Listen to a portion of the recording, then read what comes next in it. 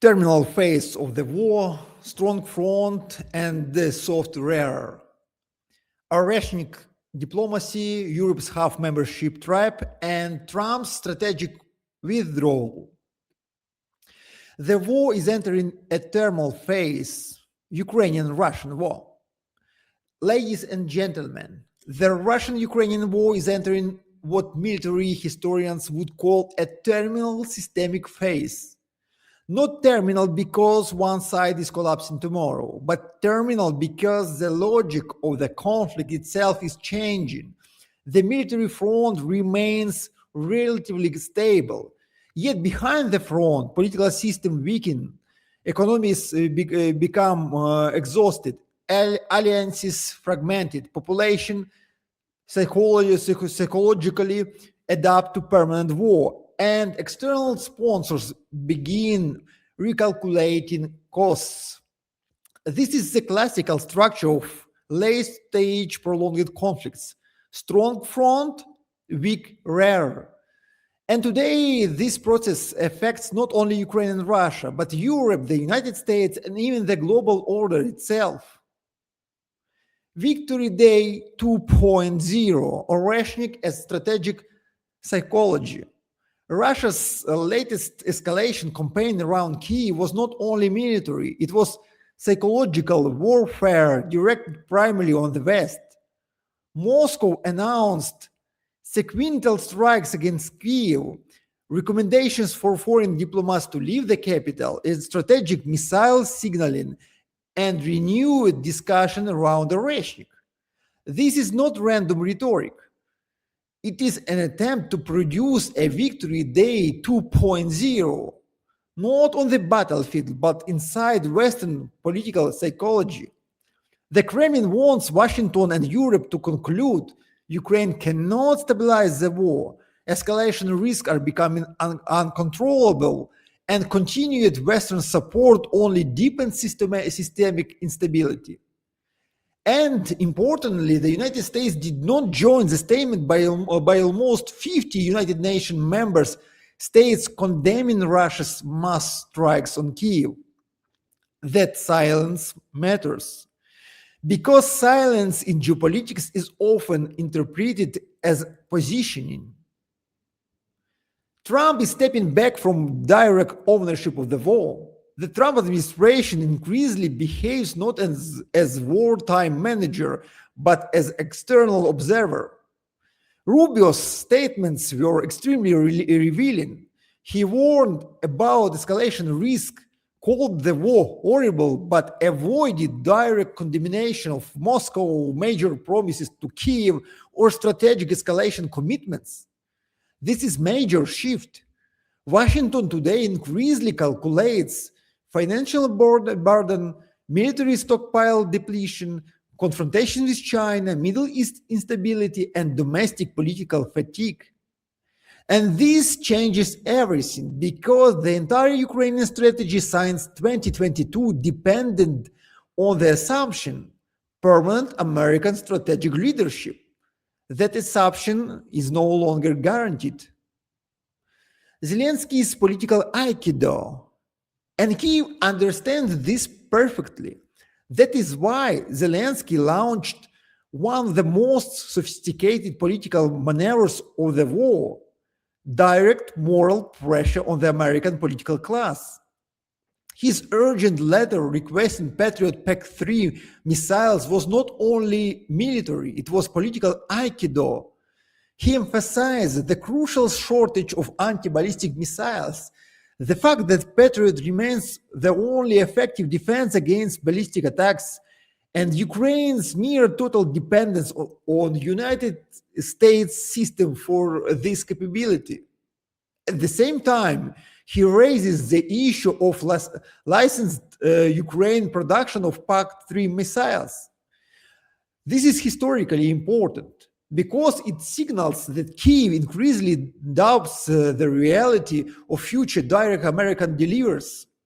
And the deeper message is obvious. If future destruction of Ukrainian cities occurs, responsibility will gradually be shifted not only onto Russia, but also onto Western hesitation. This is not only diplomacy, this is strategic narrative warfare. Negotiations are collapsing into mutual maximalism. Russia's conditions are now fully explicit. Withdrawal of Ukrainian forces from Donetsk and Lugansk region with full administrative borders. In exchange, ceasefire, negotiations, and security guarantees for withdrawal. At the same time, Europe now demands ending the war in Ukraine, restrictions on Russian armed forces in Europe region, long-term containment structures. Meanwhile, Ukraine pushes airport truce, energy truce, port truce, and new partial ceasefire formats. But structurally, none of these addresses to core contradiction, because both sides are no longer negotiating peace. They're negotiating the future balance of power in Eastern Europe. And those are fundamentally incompatible discussion. The associated membership model, Europe's strategic compromise. Now we arrive at one of the most important geopolitical developments, Germany's proposal for associated European Union membership for Ukraine. At first glance, the offer appears substantial: participation in European Union Council meetings, gradual integration into the European Union budget, Article 42.7 mutual defense guarantees, representation in Europe judicial structures, and so on. But strategically, this model reveals Europe's real position. Europe wants Ukraine inside the security perimeter, Ukraine integrated military, Ukraine tied institutionally to Brussels, while simultaneously avoiding full economic integration costs, agricultural competition, labor market disruption, and unlimited financial obligations. This is geopolitical half integration, and Zelensky rejected it immediately because he understands the danger. Associated membership risks creating permanent second-tier status, limited sovereignty, and obligations without equality. This is not merely bureaucratic debate. This is struggle over Ukraine's future geopolitical identity. Poland-Israel memory politics and the fracturing of the Western coalition. At the same moment, historical conflicts are returning.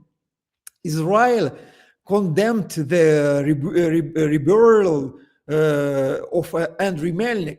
Poland escalated criticism regarding UPA glorification, historical memory, and symbolic politics. Even proposals emerged to strip Zelensky Poland's highest state award. Why does this matter? Because prolonged war, eventually reactive, dormant identity conflicts inside coalitions. And the longer the war continues, the harder it becomes to preserve emotionally unity across the Western alliance.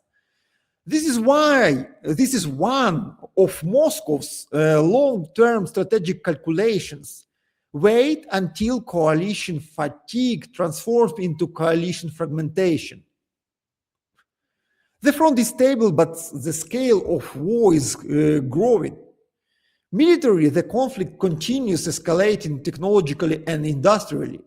One Russian strike involved 90 missiles, including 36 ballistic missiles and 600 drones, and Oreshnik, with Kyiv remaining the primary target.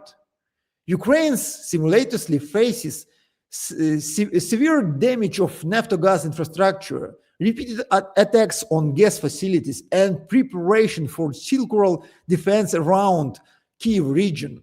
At the same time, Sweden announced transfer of the first 16 Gripen fighters to Ukraine. Very important place, taking into account the entire contract, preliminary contract between Sweden and Ukraine, covers more than 150 fighters.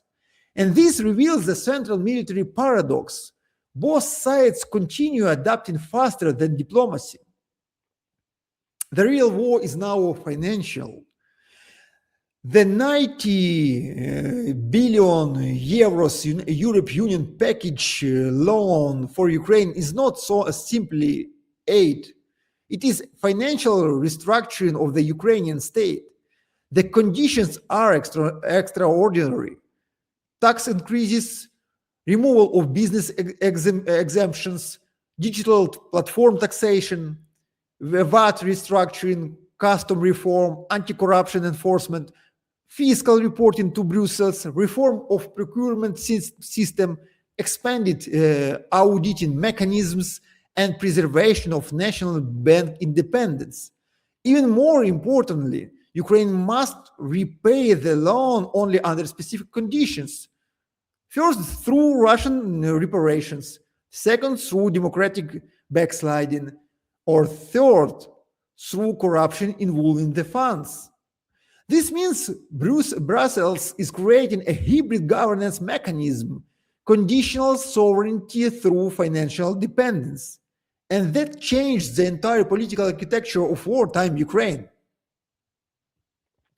Internal elite warfare is intensifying. Simultaneously, internal elite competition inside Ukraine is accelerating. Pressure of growing around anti-corruption institutions, financial networks, state procurement system, banking leadership, and wartime patronage structure. Discussion about replacing National Bank hand Andriy Pishny indicate this clearly, and discussion about the future convincement of the head of the parliamentary fraction or Batyushchina in the parliament of Ukraine, Yulia Tymoshenko, is also growing up. All these condemns, all these conventions now are in the court. Demographic may become the main strategic threat. Another deeply underestimated issue, demography. Approximately 8 million Ukrainians now remaining abroad. Germany is already preparing for a possible wave of Ukrainian naturalization application after 2027. And Kyiv increasingly understands many European states may quietly prefer Ukrainians to remain permanently. Why? Because Ukrainian migrants are educated, adaptive, economically productive, and demographically useful. This creates a highly strategic conflict. Europe needs Ukrainian people, while Ukraine increasingly needs them back. The West itself is entering systemic instability. Switzerland debates limiting population growth to 10 million people by 2050. Trump's supporting for the Trump road through Armenia, his insistence on expanding the Abraham Accords, and his Trump accounts, a federal investment program for children, all reflect something deeper. The globalization era is ending, geoeconomic blocks are replacing it. China understands the future better than most. One of the most revealing details in the report concerns China. In 2026, almost 4 million young applicants competed for only 38,000 state jobs in China. That's almost 98 applicants per position. Young Chinese increasingly abandon private sector dreams and seek state stability. Why? Because uncertainty changes civilization psychology. In unstable areas, predictability becomes more valuable than opportunity. State protection becomes more valuable than market freedom. Beijing understands this transformation extremely well. Many Western elites still do not. This war may last for longer than societies expect. Angela Merkel recently said she hopes that Ukraine-Russia war will end within 10 years. Many treated this emotionally, but strategically, she may simply be voicing what parts of European establishment increasingly believe privately. No decisive victory, no rapid peace, but prolonged managed confrontation. And this is the greatest danger, because societies can survive emergency mobilization. What destroys them is permanent uncertainty, demographic erosion, economic exhaustion, institutional fatigue, and slow normalization of instability. The greatest threat today is not sudden collapse. It is a gradual decomposition. Dear friends, if you value serious geopolitical analysis without propaganda, without emotional simplification, without ideological illusions, then support my work. Subscribe, share this video, and join the discussion, because the world is entering an era where understanding geopolitical reality is no longer optional. It is becoming a condition for surviving itself. Thank you for watching, and see you next week.